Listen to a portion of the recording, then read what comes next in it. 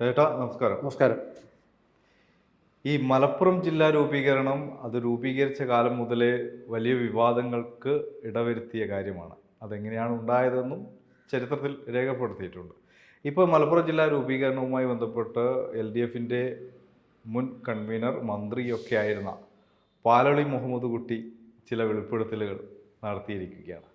എങ്ങനെയാണ് കാണുന്നത്? CPMന്റെ മലപ്പുറം ജില്ലാ സമ്മേളനവുമായി ബന്ധപ്പെട്ട് അവരൊക്കെ സുവനീർ ഉണ്ടായിരുന്നു. മതേതര മലപ്പുറം മുന്നോട്ട് എന്നാണ് ആ പുസ്തകത്തിൻ്റെ പേര്. അതിൽ സൗമ്യദീപ്തം പാലളി എന്നൊരു ലേഖനത്തിലാണ് പാലളി മുഹമ്മദ് തൻ്റെ അഭിപ്രായം പങ്കുവച്ചത്. സിദി ഹാജിയും സത്താർ സേട്ടും അടങ്ങുന്ന മുസ്ലിം ലീഗ് നേതാക്കന്മാരാണ് പാകിസ്ഥാൻ വാദത്തിന് മുറവിളി കൂട്ടിയത് എന്ന് അദ്ദേഹം വളരെ വ്യക്തമായി പറയുന്നു. അതിനകത്ത് സീതി സാഹിബ് പറഞ്ഞിട്ടുള്ളത് മുസ്ലിങ്ങൾ ഇടത്തോട്ട് മുണ്ടെടുക്കുന്നവരാണ്, ഹിന്ദുക്കൾ വലത്തോട്ട് മുണ്ടെടുക്കുന്നവരാണ്. ഹിന്ദുക്കൾക്ക് ചാണകം പുണ്യമാണ്, മുസ്ലിങ്ങൾക്കത് നിജമാണ്, അല്ലെങ്കിൽ അത് വെറുക്കപ്പെട്ടതാണ്. ഇനി ഭാരതത്തിന് സ്വാതന്ത്ര്യം കിട്ടിക്കഴിഞ്ഞാൽ ഭരിക്കാൻ പോകുന്ന ഹിന്ദുക്കളാണ്. അങ്ങനെയുള്ള ഹിന്ദുക്കൾ ഭരിക്കുന്ന സ്ഥലത്ത് നമ്മൾ എങ്ങനെ ഒരുമിച്ച് ജീവിക്കും? അതുകൊണ്ട് നമുക്കൊരു പ്രത്യേക രാഷ്ട്രം വേണം, പാകിസ്ഥാൻ വേണം എന്ന് വാദിച്ചു എന്നാണ് പാലളി മുഹമ്മദ് കുട്ടി പറയുന്നത്. പാലളി മുഹമ്മദ് കുട്ടി മാർക്സിസ്റ്റ് പാർട്ടിയിലെ സൗമ്യനായ ഒരു നേതാവാണെന്ന് നമുക്ക് എല്ലാവർക്കും അറിയാം. അദ്ദേഹം ഇത് ഏതെങ്കിലും സംഭാഷണത്തിനിടയിൽ വന്നുപോയ ഒരു ഓവർഫ്ലോ ആയിട്ട് വന്ന ഒരു അല്ലെങ്കിൽ സ്പോണ്ടേനിയസ് ഓവർഫ്ലോ അല്ല, ലേഖനമാണ്. അപ്പം വ്യക്തമായി ചിന്തിച്ച് ഉറപ്പിച്ച് എഴുതിയതാണ്, കൃത്യമായി എഴുതിയതാണ്. അതിനൊരു വസ്തുത ഉണ്ട് താൻ. എന്തായാലും 1940 ശേഷം സ്വാതന്ത്ര്യ സമര രംഗത്ത് മുഹമ്മദ് അലി ജിന്നയുടെ നേതൃത്വത്തിൽ വളരെ വലിയ ഒരു മുറവിളി ഉയർന്നു എന്നുള്ളത് സത്യമാണ്. അത് ചരിത്ര പഠിക്കുന്ന എല്ലാവർക്കും അറിയാം. ഇന്ത്യൻ യൂണിയൻ മുസ്ലിം ലീഗാണ് വാസ്തവത്തിൽ പാകിസ്ഥാൻ വാദത്തിന് പുറകിലുള്ളത്. ഇനി വാദത്തിന് വേണ്ടി ആ മുസ്ലിം ലീഗ് സ്വാതന്ത്ര്യ സമരത്തോടുകൂടി പോയി ഇത് പുതിയ മുസ്ലിം ലീഗാണ് എന്ന് പറഞ്ഞാലും അത് വിശ്വസിക്കാനേറെ പ്രയാസമാണ്. ഇന്നലെ നടന്ന ചർച്ചകളിലൊക്കെ കാണുന്നത് ഒരു സത്യമുണ്ട്. പാകിസ്ഥാൻ രൂപീകരണത്തിന് സഹായകരമായ മനസ്സുള്ള ആളുകൾ ഇന്നും കേരളത്തിൽ പ്രത്യേകിച്ച് മലപ്പുറം ജില്ലയിൽ ജീവിച്ചിരിക്കുന്നു എന്നുള്ള യാഥാർത്ഥ്യമാണ്. അതാണ് മുസ്ലിം ലീഗിനുണ്ട്. മുസ്ലിം ലീഗ് എല്ലാവർക്കും ഉണ്ടോ എന്ന് ചോദിച്ചാൽ എനിക്ക് മറുപടിയില്ല. പക്ഷേ മുസ്ലിം ലീഗിനും ആ ഒരു താല്പര്യം ചില ആളുകൾക്കെങ്കിലും ഉണ്ട്. അതുകൊണ്ടാണ് ഇന്ന് ഇവിടെ ഈ വളരെ കൊടിയ ഭീകരവാദികളായിട്ടുള്ള ഇസ്ലാമിക മതമൗലികവാദികളെ പാലക്കാട് ഉപതെരഞ്ഞെടുപ്പിൽ ഒരുമിച്ച് നിർത്താൻ നേതൃത്വം കൊടുത്തത് മുസ്ലിം ലീഗ്. അവരെ ഒരുമിച്ച് നിർത്തിക്കൊണ്ട് അവരുടെ ഏകദേശം 40,000 വോട്ട് BJPക്കെതിരായിട്ട് കോൺഗ്രസിന് ജയിപ്പിച്ച് ഒരു വലിയ, അതായത് നമ്മുടെ കുഞ്ഞാലിക്കുട്ടി, മതേതരത്വം പറയുന്ന കുഞ്ഞാലിക്കുട്ടി പോലും ചേർന്നാണ് ആ പാലക്കാട് തെരഞ്ഞെടുപ്പിനെ അട്ടിമറിക്കാൻ വേണ്ടി ഒരു ശ്രമം നടത്തിയതെന്ന് പത്രവാർത്തകളിൽ നിന്ന് മനസ്സിലാകും. അപ്പം മുസ്ലിം ലീഗ് വാസ്തവത്തിൽ അവരുടെ പേരിൽ തന്നെയാണ് മുസ്ലിം എന്ന പദമുള്ളത്. അത് വർഗീയ പാർട്ടി തന്നെയാണ്. പിന്നെ ആർക്കാണ് വിഷം കൂടുതലെന്ന് ചോദിച്ചാൽ താരതമ്യേന കുറച്ച് കുറവുണ്ടെന്ന് മാത്രമേ പറയാനുള്ളൂ. പക്ഷേ വിഷം SDP പോലെ തന്നെ വിഷം വമിപ്പിക്കുന്ന പാർട്ടി തന്നെയാണ് മുസ്ലിം ലീഗ്. അപ്പം മുസ്ലിം ലീഗ് ജിന്ന നേതൃത്വം കൊടുത്ത മുസ്ലിം ലീഗ് അല്ല ഞങ്ങളുടേതെന്ന് അവരിപ്പോൾ വാദത്തിന് വേണ്ടി പറഞ്ഞാൽ പോലും അത് വിശ്വസിക്കാൻ ആളുകൾ തയ്യാറാവും. കാരണം ഇന്ത്യയും പാകിസ്ഥാനും തമ്മിലുള്ള ക്രിക്കറ്റ് കളി നടന്നാൽ ഇന്ത്യയുടെ വിക്കറ്റ് പോകുമ്പോൾ ആഹ്ലാദത്തോടെ കൈയടിക്കുന്ന ചിലരെയെങ്കിലും, എല്ലാം ഞാൻ മുസ്ലിം സമൂഹത്തെ മുഴുവൻ അടച്ചാക്ഷേപിക്കാൻ പറഞ്ഞല്ല, ഒരു ചെറിയ ന്യൂനപക്ഷമെങ്കിലും അത്തരത്തിലുണ്ട്. ഇവിടെ ജീവിക്കുമ്പോഴും കൂറ് അപ്പുറത്താണ് എന്ന് കാണിക്കുന്ന ഒരു മനോഭാവമാണ്. മാത്രമല്ല കേരളത്തിലെ പല ചില ഇടങ്ങളിലെ സ്ഥല പേരുകളൊക്കെ പാകിസ്ഥാൻ ഉണ്ട്. തിരുവനന്തപുരത്ത് വിതിരിന്ന് കലറപ്പ വന്ന വഴിക്ക് പാകിസ്ഥാൻ മുക്കുണ്ട്, പല ഭാഗത്തും പാകിസ്ഥാൻ മുക്കുണ്ട്. അപ്പൊ അവിടെ മുസ്ലിങ്ങൾ അല്പം കൂടുതലായതുകൊണ്ട് മുസ്ലിങ്ങൾ കൂടുതൽ താമസിക്കുന്നുണ്ട്. ആ ജംഗ്ഷനെ പാകിസ്ഥാൻ മുക്ക് എന്ന് വിളിക്കുന്ന പല ഇടങ്ങളും നമ്മുടെ കേരളത്തിലുണ്ട്. മലപ്പുറത്ത് പ്രത്യേകിച്ച്, മലപ്പുറം 70% മുസ്ലിംസ് ആണ്, 100% മുസ്ലിംസ് അല്ലേ. മലപ്പുറം ജില്ലയുടെ രൂപീകരണം പറഞ്ഞാൽ അത് അതിന്റെ മുറവിളി ആരംഭിക്കുമ്പോൾ തന്നെ മുസ്ലിങ്ങൾ ഭൂരിപക്ഷം ഉള്ളത് കൊണ്ട് മാത്രം ഒരു ജില്ല വേണം, മുസ്ലിം ഭൂരിപക്ഷ ജില്ല എന്ന അവകാശവാദമാണ്. അത് സാർത്ഥമാക്കി കൊടുത്തത് കമ്മ്യൂണിസ്റ്റ് പാർട്ടി തന്നെ. സഖാവ് EMS നമ്പൂതിരിപ്പാടിന്റെ കാലത്താണ് മുസ്ലിം ഭൂരിപക്ഷ ജില്ലയെ മലപ്പുറം ജില്ല രൂപീകരിക്കുന്നത്. അതുകൊണ്ട് മാർക്സിസ്റ്റ് പാർട്ടിക്ക് ഇതിൽ നിന്ന് കൈയെഴുതാനും പറ്റത്തില്ല. മുസ്ലിം വർഗീയത്തെ കേരളത്തിൽ വളർത്തിയതിൽ മാർക്സിസ്റ്റ് പാർട്ടിക്കും പങ്കുണ്ട്. നമ്മുടെ വിഷയം ഈ പാലളി മുഹമ്മദ് കുട്ടി പറഞ്ഞത് ശരിയാണോ എന്നാണ്. പാലളി മുഹമ്മദ് കുട്ടി എഴുതിയിട്ടുള്ളത് തികച്ചും ശരിയാണ്.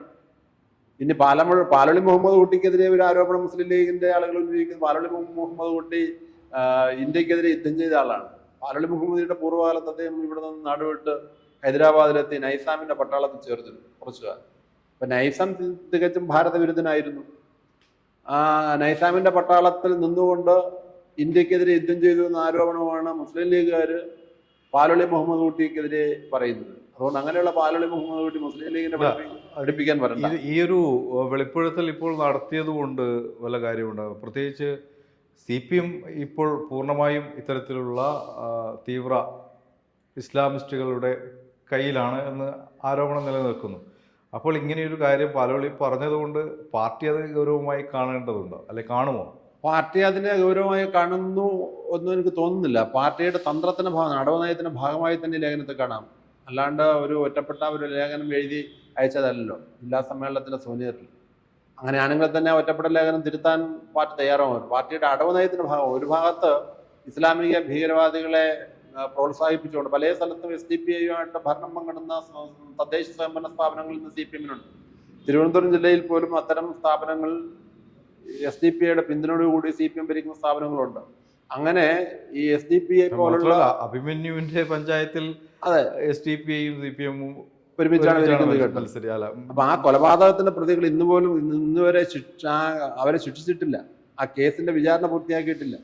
ആ കേസ് സാക്ഷികളെയൊക്കെ സ്വാധീനിക്കാൻ അവർ കാര്യമായ ശ്രമം നടത്തുമ്പോൾ Communist Party of India Marxist അവർ വളരെ നിസ്സംഗതയോടെ നിൽക്കുകയാണ്. ആ കൊലപാതകത്തിൽ ഒരു സഖാവിനെ കൊന്നിട്ട് പോലും SDPIക്കെതിരെ ഒരു നല്ലൊരു പ്രകടനം പോലും നടത്താൻ അവിടെ തയ്യാറായിട്ടില്ല എന്നുള്ളതാണ് സത്യം.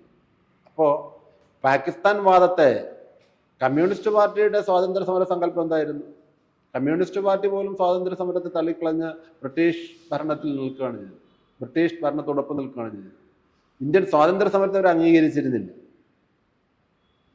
47 സ്വാതന്ത്ര്യം കിട്ടിയപ്പോൾ അത് അംഗീകരിക്കാതെ സ്വാതന്ത്ര്യം പുലരിയിൽ ഭാരതം അങ്ങോളം ഇങ്ങോളമുള്ള ഗ്രാമങ്ങളിൽ സ്വാതന്ത്ര്യ പതാക ഉയർത്തിയപ്പോൾ കമ്മ്യൂണിസ്റ്റ് പാർട്ടി എന്താ ചെയ്തത്? കരിങ്കൊടി ഉയർത്തുകയാണ് ചെയ്തത്. 3 വർഷത്തിന് ശേഷം സോവിയറ്റ് യൂണിയനിൽ നടന്ന അന്തർദേശീയ കമ്മ്യൂണിസ്റ്റ് പാർട്ടിയുടെ പ്ലീനറി സമ്മേളനത്തിൽ പങ്കെടുക്കാൻ വേണ്ടി ഇവിടുന്ന് പോയ പ്രതിനിധികൾ ആഗസ്റ്റ് 15 ആപത്ത് 15 പറഞ്ഞ ആളുകളാണ്. അപ്പൊ ഞാൻ പറഞ്ഞത്, ഇവിടുന്ന് സ്വാതന്ത്ര്യം കിട്ടി 3 വർഷത്തിന് ശേഷം 51-ൽ 47 സ്വാതന്ത്ര്യം കിട്ടുന്നു. പിന്നെ 50-51 സോവിയറ്റ് യൂണിയനിൽ നടന്ന അന്തർദേശീയ കമ്മ്യൂണിസ്റ്റ് പാർട്ടിയുടെ ഒരു കോൺഫറൻസിൽ പങ്കെടുക്കാൻ പോയ ഇന്ത്യൻ പ്രതിനിധികളെ അവിടെ ഹാരി പോളിറ്റ് സ്വാഗതം ചെയ്തപ്പോൾ വിശേഷിപ്പിച്ചത് സ്വതന്ത്ര ഭാരതത്തിൽ നിന്നും വന്ന കമ്മ്യൂണിസ്റ്റ് പ്രതിനിധികളെന്നാണ്. അപ്പൊ അവിടെ തിരുത്തേണ്ടി വന്നു. ഇന്ത്യൻ കമ്മ്യൂണിസ്റ്റുകൾ സ്വാതന്ത്ര്യം കിട്ടിയില്ല, സ്വാതന്ത്ര്യത്തെ അംഗീകരിക്കാതിരുന്നപ്പോൾ ബ്രിട്ടീഷ് കമ്മ്യൂണിസ്റ്റ് പാർട്ടിയുടെ ജനറൽ സെക്രട്ടറിയായിട്ട് ഹാരി പോളിറ്റാണ് പറഞ്ഞത് സ്വതന്ത്ര ഭാരതത്തിൽ നിന്നും വന്ന കമ്മ്യൂണിസ്റ്റ് നേതാക്കന്മാരെന്ന് ഇവർ സ്വാഗതം ചെയ്തു. അങ്ങനെ അവർ പറഞ്ഞു കൊടുക്കേണ്ടി വന്നു. ആ വിഷയം പോട്ടെ. ഇവിടെ പാകിസ്ഥാൻ വാദം മുസ്ലിം ലീഗ് ഉയർത്തിയത് തന്നെയാണ്.